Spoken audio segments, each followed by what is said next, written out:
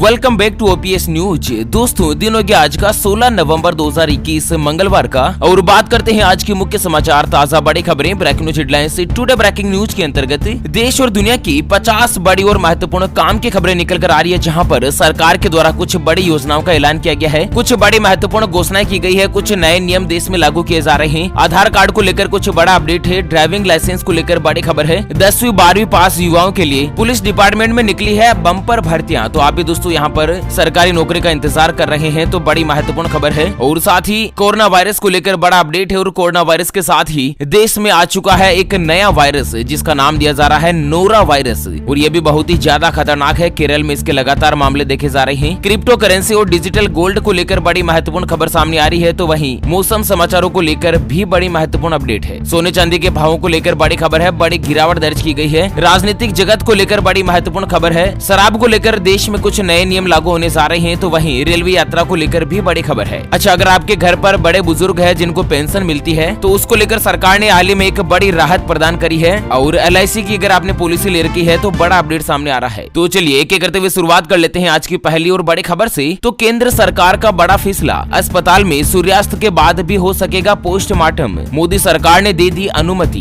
जी हाँ दोस्तों, आपको बता दें कि मोदी सरकार ने अस्पताल में उचित इंफ्रास्ट्रक्चर के साथ ही सूर्यास्त के बाद पोस्टमार्टम करने की अनुमति प्रदान कर दी है। पहले क्या है ना कि दोस्तों पोस्टमार्टम जो है केवल और केवल दिन में ही होता था, लेकिन मोदी सरकार ने नया आदेश जारी करते हुए बताया कि हत्या, दुष्कर्म, सड़ चुके शव और संदिग्ध बेईमानी के अलावा अन्य मामलों के लिए अब सूर्यास्त के बाद भी शव का पोस्टमार्टम किया जा सकता है। इसको लेकर मोदी सरकार ने परमिशन जारी कर दी है। चलिए अगली बड़ी खबर है कि प्रधानमंत्री मोदी ने राष्ट्र को सौंपा देश का पहला वर्ल्ड क्लास रेलवे स्टेशन। कहा कि यहाँ पर मिलेगी एयरपोर्ट जैसी सुविधाएं। तो दरअसल आपको बता दें कि मध्य प्रदेश के भोपाल के जम्बूरी मैदान में प्रधानमंत्री मोदी जी ने एक ऐसे रेलवे स्टेशन का उद्घाटन किया है जो कि दोस्तों पूरी तरीके से एयरपोर्ट के जैसे बना हुआ है। और लगभग दोस्तों इस रेलवे स्टेशन के रीडेवलपमेंट पर 100 करोड़ रुपए के आसपास का खर्चा किया जाएगा। और यहाँ पर दोस्तों जिस तरह से आपको एयरपोर्ट पर पूरी की पूरी सुविधाएं मिलती है ना, सेम सुविधाएं जो अब रेलवे स्टेशन पर भी देखने को मिलेगी। चलिए अगली खबर आ रही है कि भारत देश की नजर में कैद होगी पाकिस्तान और चाइना की हरकत, अमेरिका से खरीदेगा 30 ड्रोन।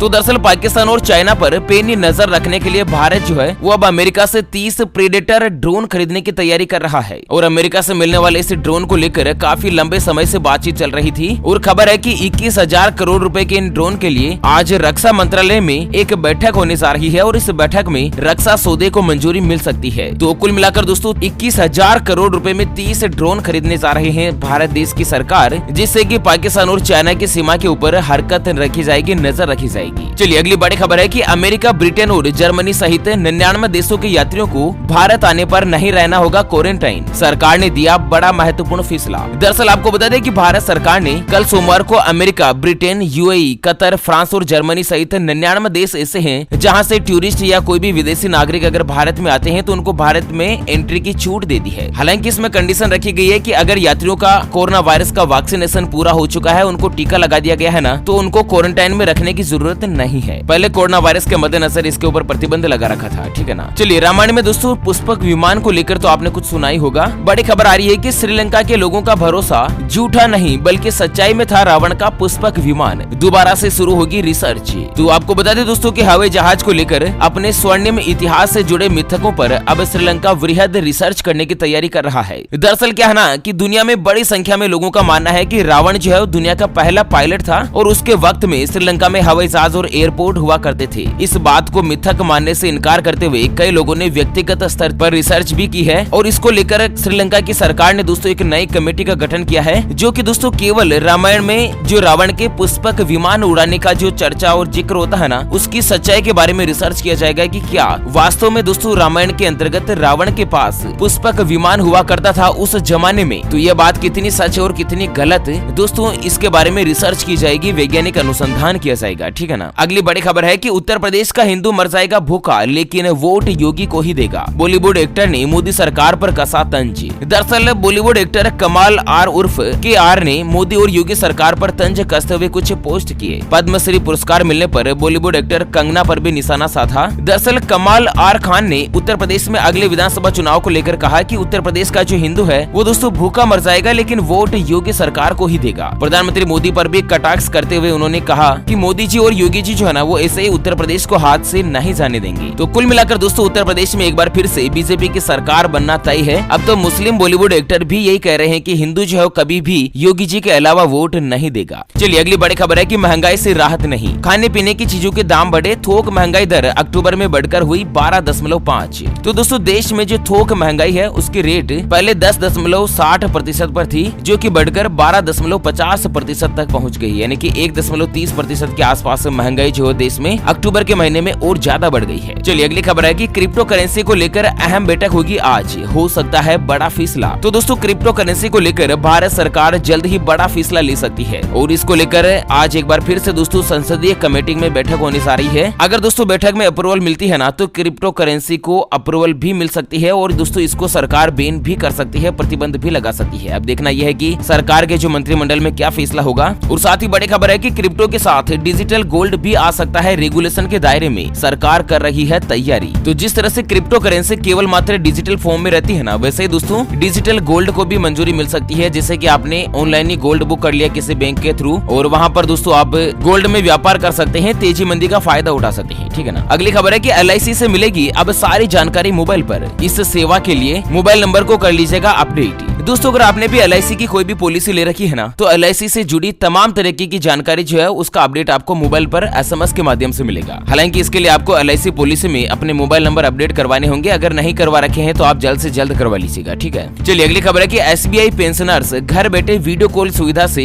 जमा कर सकते हैं लाइफ सर्टिफिकेट। जानते हैं आखिर कैसे? दरअसल अगर आपके भी घर में किसी भी दादा दादी को वृद्धावस्था पेंशन मिलती है या विधवा पेंशन मिल रही है, किसी भी तरीके की कोई भी पेंशन मिल रही है ना, तो हर साल नवंबर के अंत तक सभी पेंशन प्राप्त करने वाले लोगों को अपना जीवन प्रमाण पत्र यानी कि लाइफ सर्टिफिकेट जमा करवाना जरूरी होता है। अगर ऐसा नहीं करते हैं ना तो दोस्तों आपकी पेंशन जो बंद हो जाएगी। हालांकि वरिष्ठ नागरिक इसे ऑनलाइन या अपनी बैंक शाखा में जाकर जमा कर सकते हैं। देश के सबसे बड़े सरकारी बैंक भारतीय स्टेट बैंक ने हाल ही में एक नई प्रोसीजर शुरू करी है, जिसमें दोस्तों वीडियो कॉल के जरिए भी आप अपना जीवन प्रमाण पत्र जो है सबमिट कर सकते हैं, ठीक है ना। अगली खबर है कि यात्रीगण ध्यान दें, एक हफ्ते तक रोजाना 6 घंटे बंद रहेगी टिकट की ऑनलाइन बुकिंग। तो ट्रेन से सफर करने वाले यात्रियों के लिए बड़ी खबर है। रेलवे पैसेंजर रिजर्वेशन सिस्टम अगले 7 दिन तक रात में 6 घंटे के लिए बंद रहेगी, यानी कि दोस्तों 14 नवंबर से लेकर 21 नवंबर की रात तक ट्रेन की जो टिकट करने का जो सिस्टम है बुकिंग का, वो दोस्तों 6 घंटों के लिए बंद रहेगा। हालांकि इस दौरान 139 नंबर या फिर अन्य सभी पूछताछ की जो सेवाएं है वो जारी रहेगी और इसका जो मुख्य कारण है कि रेलवे के द्वारा सिस्टम में कुछ बदलाव किए जा रहे हैं उसके मद्देनजर, ठीक है ना। अगली खबर है कि प्रधानमंत्री मोदी ने किया पहले आदिवासी संग्रहालय का उद्घाटन और साथ ही कर दी बड़ी घोषणा। तो आपको बता दें दोस्तों कि प्रधानमंत्री नरेंद्र मोदी जी ने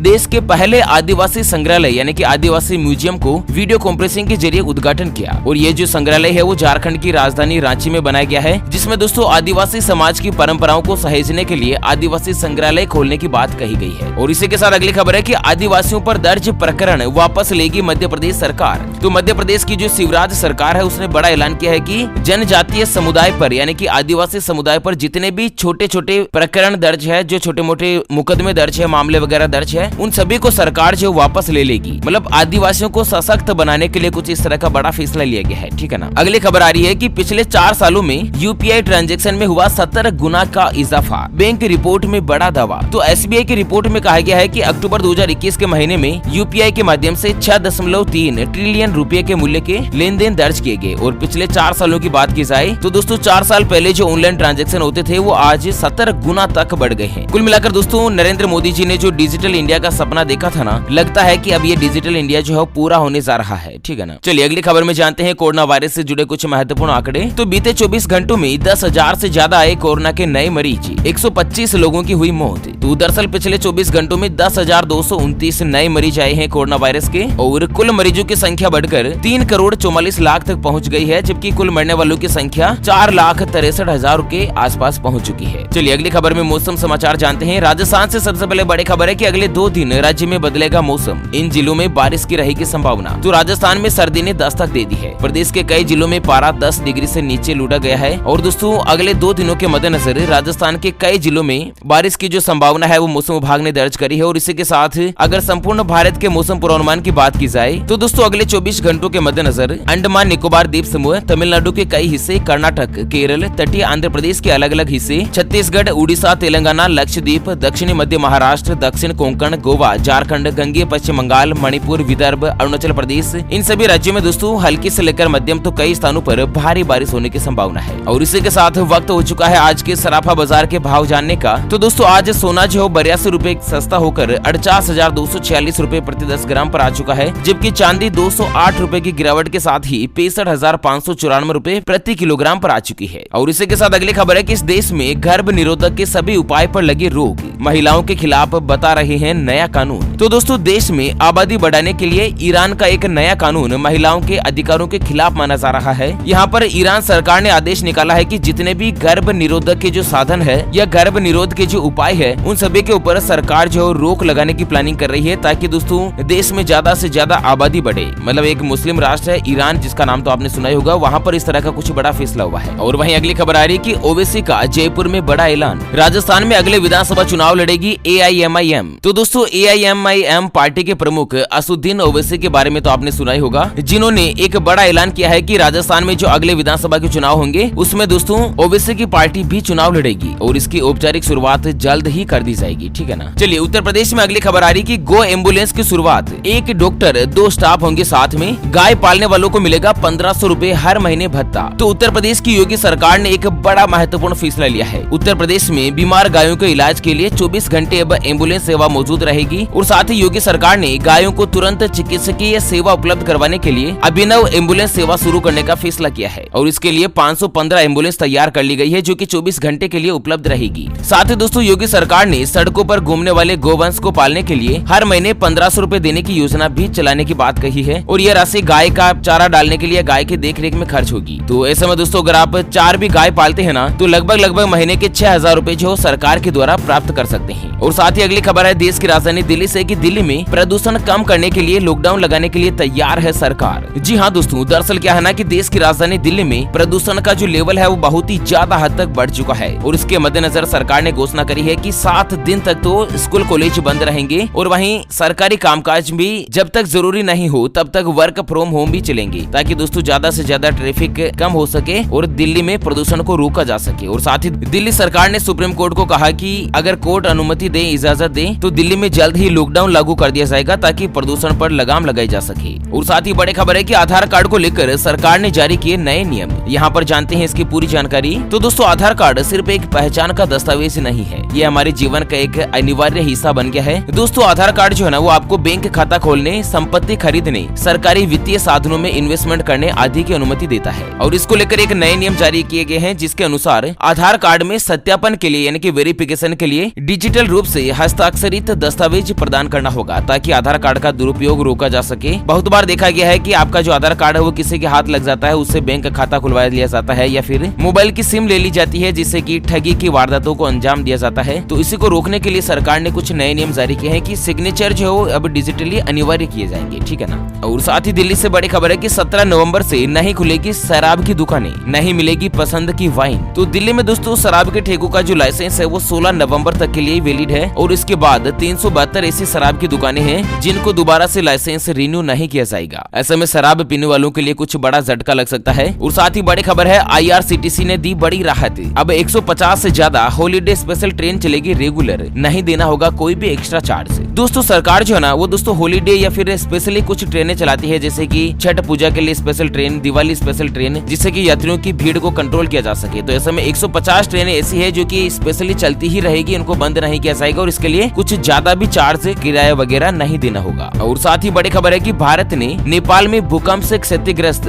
50,000 मकानों का करवाया पुनर्निर्माण। 2015 में आया था विनाशकारी भूकंप, तो 50,000 ऐसे मकान है नेपाल में जो कि भूकंप आने के बाद वो पूरी तरीके से टूट फूट हो गए थे, क्षतिग्रस्त हो गए थे। दोस्तों नेपाल में भारत देश ने मित्रता के वचन को निभाते हुए 50,000 मकानों को पुनर्निर्माण करवाने की जिम्मेदारी ली है और उनको पूरा भी कर दी है। चलिए अगली खबर है कि बिहार के शिक्षकों को दी जाएगी अंग्रेजी बोलने की ट्रेनिंग, ऑनलाइन परीक्षा में शामिल होना होगा जरूरी। तो पहले शिक्षक अंग्रेजी बोलना सीखेंगे, फिर ऑनलाइन परीक्षा में शामिल होंगे और जो शिक्षक उत्तीर्ण होंगे उन्हें सर्टिफिकेट भी उपलब्ध करवाया जाएगा। इस तरह से दोस्तों बिहार में सभी शिक्षकों को अंग्रेजी बोलने की ट्रेनिंग देना जरूरी कर दिया है। चलिए अगली खबर है कि पंजाब में खुशहाली लाएगी पराली, देश का सबसे बड़ा प्लांट जल्द ही होगा शुरू, पराली से बनेगी बायो CNG। तो दोस्तों भविष्य में पंजाब में पराली जलेगी नहीं बल्कि इससे बायो CNG यानी कि कंप्रेस्ड नेचुरल गैस बनाई जाएगी और ये उम्मीद लहराएगा जल्द ही देश में शुरू होने वाला पराली से बने बायो CNG बनाने का सबसे बड़ा प्लांट, जो कि लगभग 220 करोड़ रुपए की लागत के साथ ये प्लांट बन बन रहा है और सभी तरह के परीक्षण का काम पूरा हो गया और इस समय पराली टैंकरों में डाली जा रही है ताकि